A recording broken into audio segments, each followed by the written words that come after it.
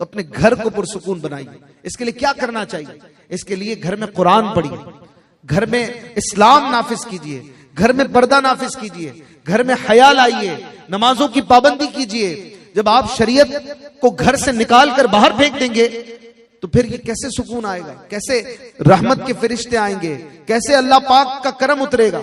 रसूल करीम सल्लल्लाहु अलैहि वसल्लम ने फरमाया, जिस घर में कुरान नहीं पढ़ा जाता उस घर में शयातीन आते हैं, शैतान आते हैं, नहुसतें आती हैं, फरिश्ते चले जाते हैं। और जिस घर में कुरान पढ़ा जाता है उस घर से शयातीन भाग जाते हैं, वहां फरिश्ते नाजिल होते हैं। और फरिश्ते क्या लेकर आते हैं? रहमत लेकर आते हैं।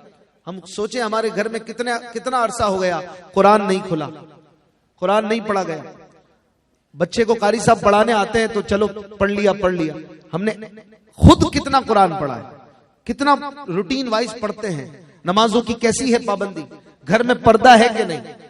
आप जबान से कहें ना कहें लेकिन आपका दिल जरूर गवाही देगा कि हमारी शरीयत में जो सुकून है वो किसी चीज में नहीं है। जो इस्लाम को मानने में सुकून और करार है वो किसी चीज में नहीं है। आप चाहे जबान से कहें ना कहें, आपका दिल जरूर मानता हो। जो मुसलमान है वो मानेगा। तो फिर जब आप चाहते हैं कि आपका घर पुरसुकून हो, आपकी मियां बीवी में मोहब्बतें हो, उल्फतें हो, बच्चे फर्मा बरदार हो, कुरान की तिलावत कीजिए, नमाजों की पाबंदी कीजिए। मत सोचिए कि बच्चा रात को लेट सोया है, फजर में नहीं जगाता। नहीं, इसको जगाइए, इसकी तरबियत कीजिए। फजर में उठना है, चाहे 4 बजे सोए हो, आप खुद भी उठिए, घर वालों को भी उठाइए। हमारे घरों में फजर के वक्त एक सन्नाटा क्यों होता है? अल्लाह का इतना बड़ा फर्ज मियां भी छोड़ रहा है, बीवी भी छोड़ रही है, और फिर हम कहें कि रोजी में बरकत हो, फिर हम कहें घर में सुकून हो। ये नहीं हो सकता, ये नहीं हो सकता कि एक चीज मौजूद हो उसकी जिद भी आ जाए। जब रात है तो दिन नहीं है, दिन है तो रात नहीं है, जब नहुसत है तो रहमत नहीं है, जब रहमत है तो नहुसत नहीं है। सिंपल सी बात है, 2 और 2 4 वाली। अब आपके ऊपर है, मेरे ऊपर है, हम अपने घर में क्या रखते हैं आप फैसला कर लीजिए।